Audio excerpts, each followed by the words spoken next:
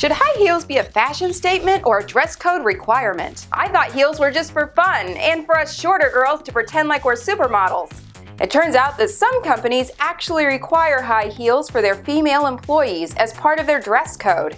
This has been viewed with outrage by many who feel this requirement is sexist. Nicola Thorpe was sent home from work for not wearing the required heels. So she started a petition in the United Kingdom to make it illegal for a company to require women to wear high heels to work.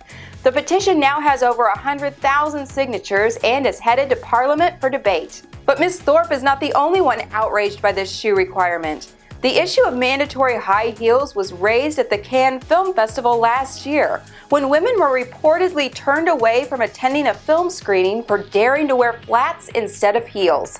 Whether in defiance or just for comfort, we can't be sure, but Julia Roberts looked every bit the pretty woman as she walked the red carpet with no shoes at all. Hopefully they don't have a sign that says no shirt, no shoes, no service. I'm Keri Lumm with Buzz 60. Now you know, pass it on.